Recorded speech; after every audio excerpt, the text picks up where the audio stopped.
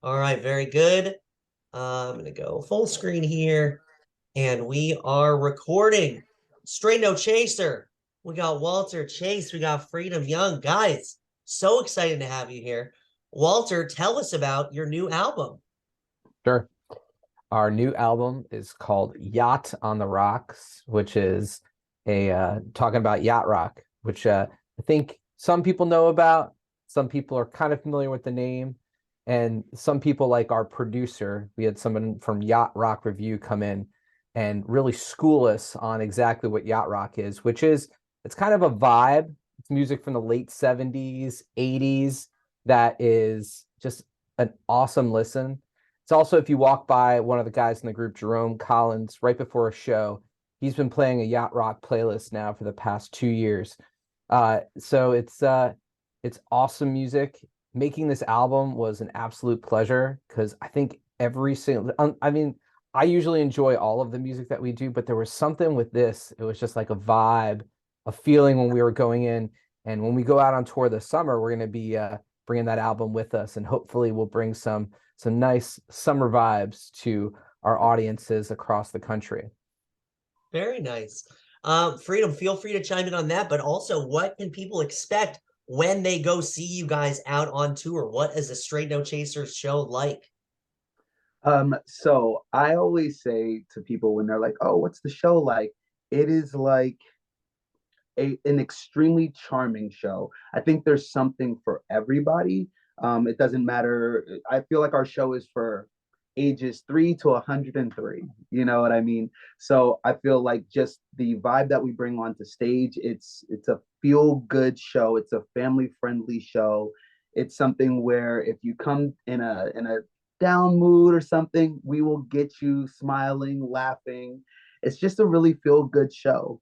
And as far as the album is concerned, I'm seconding what Walter said here. It really just the vibe of creating the album, like sitting in the studio and having those moments where you're working with the singers and you're like, yes, that's awesome. It just felt like there were so many of those moments. And I think if you talk to anyone in the group, they all feel it too. We're very excited about this album and how it turned out. That's awesome. Walter, talk about the group's history because I was fascinated not only that you guys started in college, some of you, but also a viral video of yours is one of the things that catapulted you guys to success. Sure. The Cliff Notes version of the Straight No Chaser story starts back in the late 90s at Indiana University in Bloomington, Indiana. We were 10 guys that were part of a larger show choir, and we wanted to sing our own music, music that we were listening to, Boys to Men, Take Six, a lot of the stuff on the radio, Montel Jordan. And in the choir we were singing, we weren't having that experience. So there is a large Greek scene at Indiana. So we would go out doing our own shows for the sororities. We would sing at dorms. We started doing our own concerts. We competed in the national acapella competitions. And then, we went our separate ways. We graduated, a lot of us doing things that weren't music. We left the group at Indiana, where it still is there today. It's over 25 years old. But yeah, we all started doing different things. I was working in finance. Some guys were performing. And then in 2007, a video of ours that we shot in 1998 when we were in college, our video, The 12 Days of Christmas, went viral. It became one of the most watched videos in 2007. Based on that video alone, the CEO of Atlantic Records, Craig Coleman, reached out to us and said, I want to give you guys a shot. So he brought us in.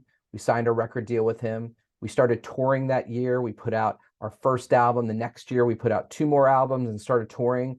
And by like the third or fourth year, we had enough momentum that we were able to like quit our day jobs and go out and do this. And after 14 years later, we've been doing this professionally now. We're known as sort of a holiday group. We really rev up around the October, November, December time this year. We're going to be doing 60 shows over the course of that. But we're also leaning into this yacht rock. We're looking at getting our summer tour a little bit more momentum, get this yacht rock thing going. So in this June and July, we're going to be out on the road supporting the album. But yeah, it's been crazy. We've gone from college friends to now adult friends who have sung in each other's weddings to now a on a record label and still doing the acapella thing, still making fun of each other on stage, trying to have fun and really keep it to be a family vibe as well. So, you know, aside from the Straight No Chaser name, we are something that families feel comfortable bringing their kids to, and you know, we love doing this, and it's been a dream come true that we've made this into a career from something we did in college. Yeah, I bet. And Freedom, talk about your perspective, because as the newest member of the band, it's got to be nuts for people being interested in music, auditioning for and joining something that's been around for as long as Straight No Chaser has. So if I'm honest, I never expected to get an opportunity to be a part of Straight No Chaser. Um, there aren't very many jobs, right? I'm very fortunate to call this my job, right? There aren't too many opportunities out there where you truly get to do something you absolutely love. I mean, this started out for me in college as just something to keep me singing. Like, I loved singing in high school and in middle school. And when I got to college, I didn't study music. And a cappella was a way for me to continue singing. And then after college, I went and did a lot of other things outside of acapella, and also outside of college as far as acapella was concerned. Did a lot of touring, but I never thought it would become something that was full time. And it's just been awesome. I'm still kind of, I think about it every now and again, and I'm just like, I can't believe it, right? Like, I get to make mouth noises on stage and make a living from it. You know, I have so much fun on stage. It's been absolutely amazing. The guys have been very welcoming. I don't feel like the new guy. Like, you know, sometimes people will, like, I don't know, they might bust my chops every now and again, but I don't feel like I can't have opinions, or that it's like, oh, be quiet, new guy, you're a new guy. They enjoy my input. They use the input. I feel like I've known these guys for a while, and it's only been 8 months now. 8 months. So That's it's been amazing. incredible. Yeah. Yeah, that's fantastic. Now, Walter, you write some of the arrangements for your songs. What makes for a particularly good a cappella song? And when you hear a hit song on the radio, is this just part of your nature now where you're like, oh, that could be really good a cappella, that can't because of X, Y, and Z? That is a well-phrased question. There is something that we've termed and other groups have termed acapella friendly, and you just kind of know it when you hear it after doing this for so long. Obviously, one of the key elements of something being acapella friendly is vocals. If you hear an arrangement that is just full of harmonies, very vocal centric, that will cater itself to it. Now, there are certain genres that don't necessarily translate well. Hard rock, things with a lot of heavy guitars, heavy drums. The more kind of like we find ourselves, you know, molding sort of to mid-tempo stuff, things that are kind of light rock, light vocal percussion, light, you know, kind of settle in the pocket. And there's also things that we've turned in from up-tempo songs that work really well. Freedom is our vocal percussionist now. He's amazing in the sense that it sounds like there is a drum, a live drum happening on stage, and there's no tracks. It's just us up there performing. So between Freedom doing our drums, Randy doing our bass, we have a lead vocalist out there, and the rest of us are kind of like settling into the guitars or kind of background harmonies.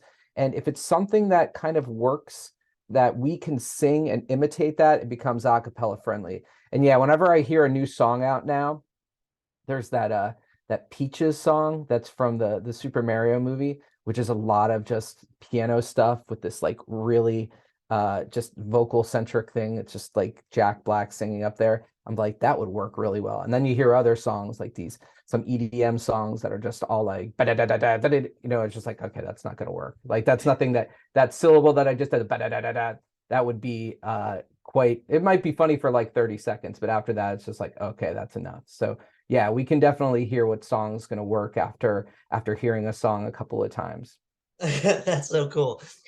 Freedom, talk about the appeal of acapella in general, because in college, like a lot of people, I loved listening to the different acapella groups, But then when Pitch Perfect debuted in theaters, it felt like a whole new fan base discovered and fell in love with it. What's your experience with the appeal of acapella?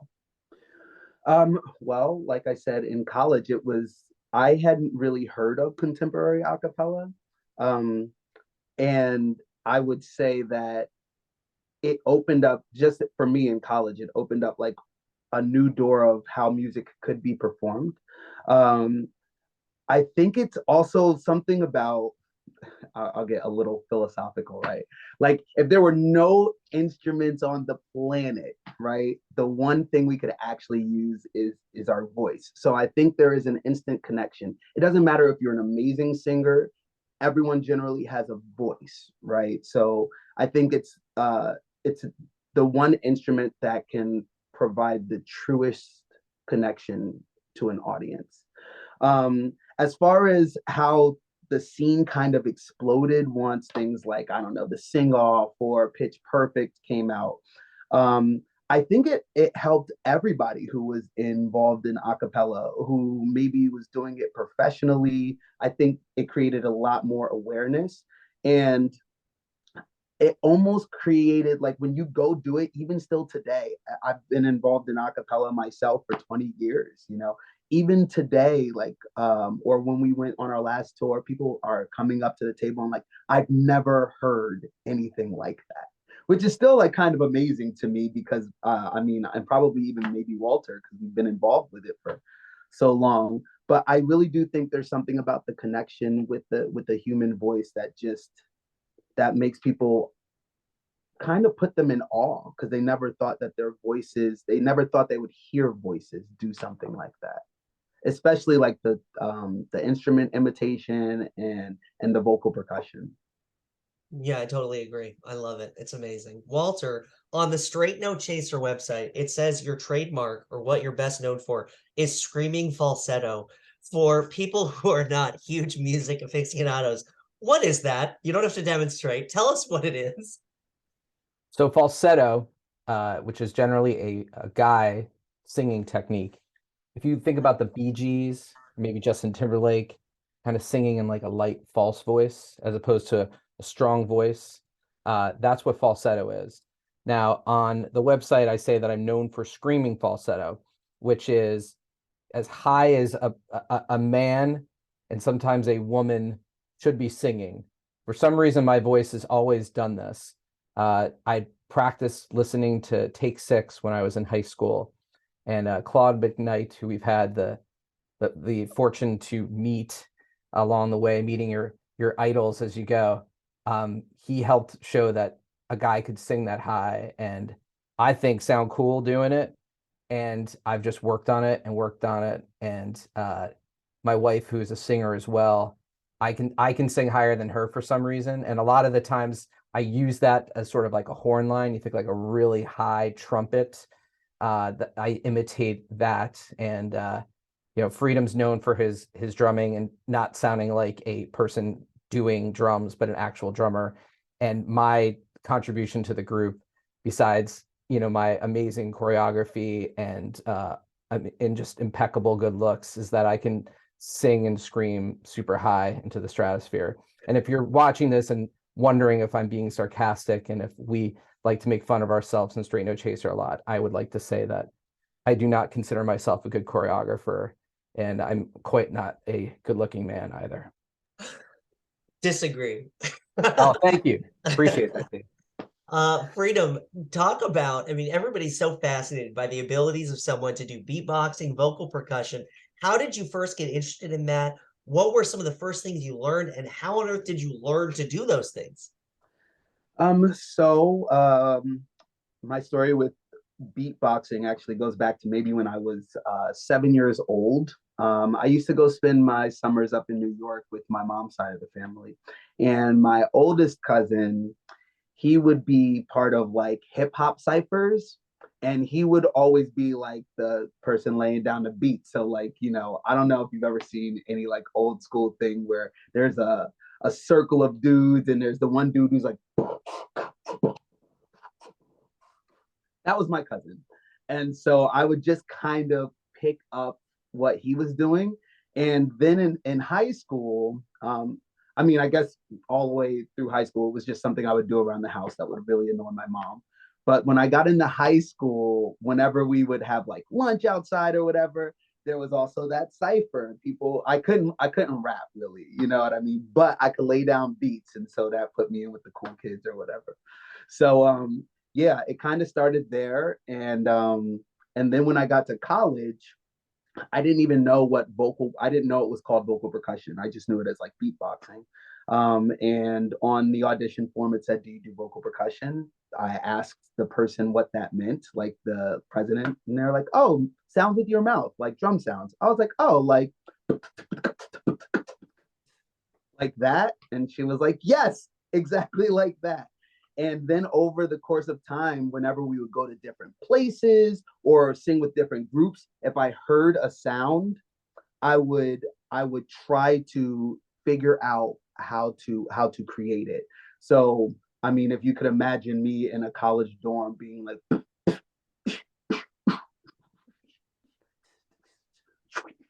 like just making different sounds and trying to figure out how they would get incorporated into a song, like listening to a lot of hip hop obviously, but where I probably learned the most is listening to like rock songs, things that weren't naturally in my kit to sound more like drums. Like in beatboxing you might hear like something like that. But when you're listening to a song that's trying to imitate maybe more live instruments, like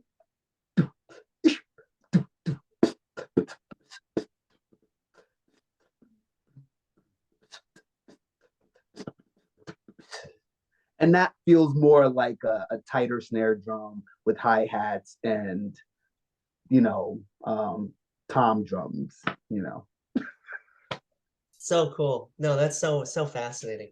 Walter, your nickname on the website is the Dreidel guy. So I guess two-part question. Are you Jewish?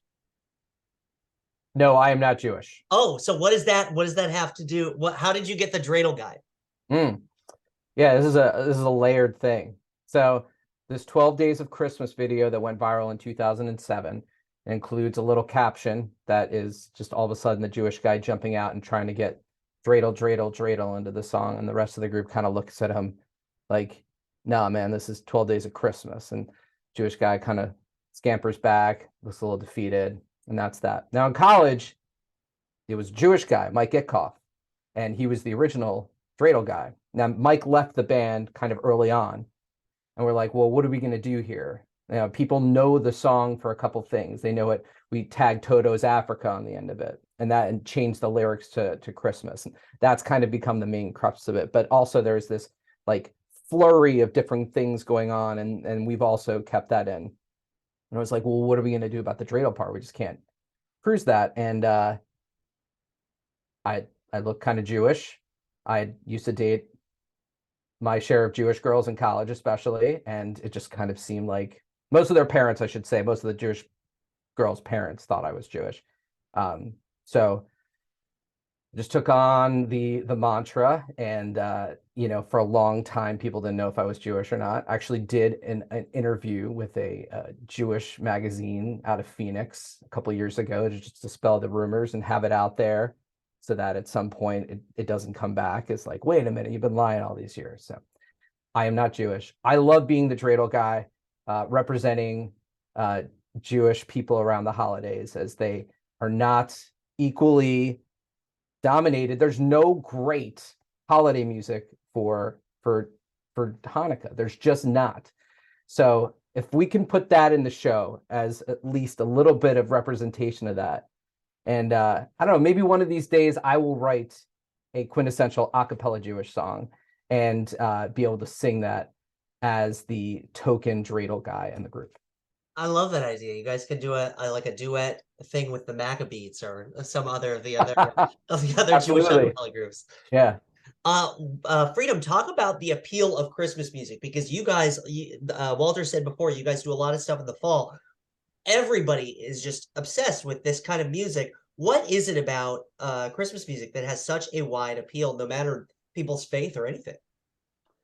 well, I think the idea of Christmas music and holiday music in general is to be uplifting, you know, uplifting, jolly, these are words that are associated with this holiday. So I think the music kind of the mindset behind creating the music is what is appealing, right? Like anytime you create music that's meant to make you feel good or make you think about wonderful memories is going to connect with an audience.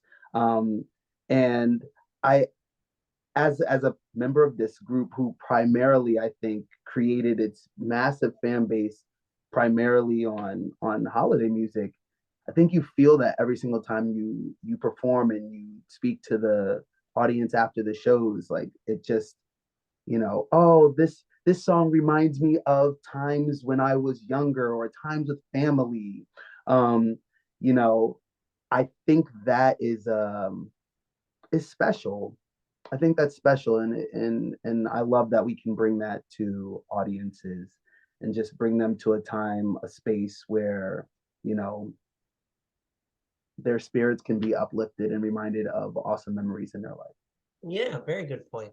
Walter, I love that different bands have nicknames for their fans. I read you guys call your fans chasers. Have you talked to certain fans? Is there a strong appeal of what do people think about being called chasers? I think our fans love being called chasers. Obviously, it's part of our name. It does sound like a positive thing, like you're chasing after something. You're and the idea of it came just randomly. We were on the Today Show. This is back when Kathleen Lee Gifford was one of the hosts, and she asked us. She said, "What do your fans call themselves?" And we're like, "I don't know. We really don't have a name." She's like, "Well, what about chasers? Let's just coin it right here." And we're like, that's why she does what she does. She's got the flair. She's got a sense for the marketing. So from that moment on, we didn't even push it. Our fans saw that. They took it on the mantra. There's been different websites and podcasts that mention chasers, and now we've taken on and call that. We've actually have T-shirts that have mentioned that as well. So I like our nickname. I think it's pretty cool, and our fans seem to like it too.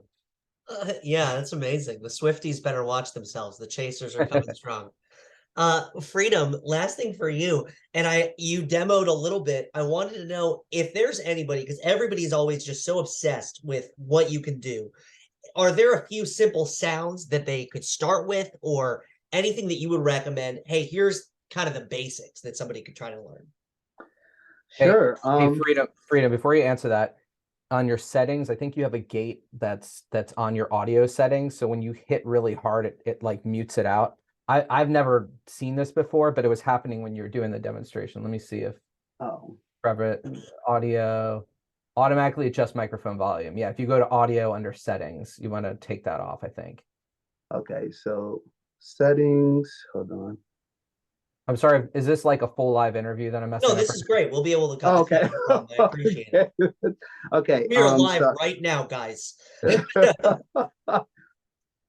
okay, where is The settings is go to preferences up under Zoom US and then oh, preferences. And then you switch down to audio. But now I hold on. flipped you. I know. Sorry. Dang. Oh man. All right. Hold on. Sorry, dude. Probably should Oh, just no need to No. apologize. This is great. I appreciate your time. Hold on. Oh, you're on your phone. Okay. Yeah, that's why. Hold I mean, on. or just do it. Just don't hit it so hard. Yeah, okay, cool. Am I Yeah, vertical or horizontal? you're going the wrong way. Oh, okay. There you go. That's right. There you Okay, go. Perfect. cool. Okay. So I would say if I was giving anyone advice on how to start, where to start, I would start with four sounds. Four sounds. And that would be there's a kick drum, which is kind of like the lower drum that you'll hear. Like, and I usually teach it by saying, like, say the word bum, bum, bum, bum, pum, pum, pum, and like really getting them to tighten up like the lips on that. So the second sound I would usually teach is a snare-ish kind of sound. It's called a K snare. And you could do that two different ways. There's outward, which is or inwards, which is and so those two sounds, I'll have them put it together so it'll be. And then the last two sounds are pretty easy. They are hi-hat and crash cymbals. So hi-hat is just like a TS, which is and then crash cymbal is like PSH. So and you can start out slow, right?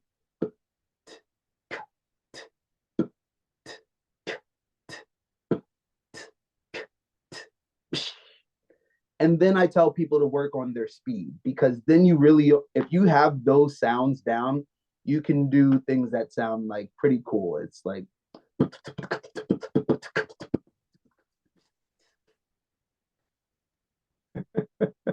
Super cool. That's amazing. Guys, that is all I have for you. Do either of you have anything else that you think I have missed or that you guys would like to talk about? We've not been on the road a lot this year. Usually we have a spring tour that happens. So it's been like, we recorded this album that's coming out that we're going to be touring with. But we'll be back together in June. And I just want to say, Freedom, I miss you, man. Like it's not cool. I miss you too. I know it's crazy being on tour, on a tour bus, like see each other every day. And then when tour is done, you're like, oh man, because we live all over the country. So you don't really get to see each other very often when we're off. Yeah, I don't miss some of the guys, but I miss you, Freedom. I miss you too, Walt. You guys are awesome. That's fantastic. Anything else before we wrap up? Oh, I imagine you'll probably put this, but if you are interested in coming to see a show, please be sure to check out sncmusic.com. Very nice. Very well said. Anything else? Ashley? She here? I'm here. Sorry, I was muted. No, I think you guys covered it. I think we're good. That's right. Thank you so much, everybody. Yeah, thank you so much. Great. I will stop the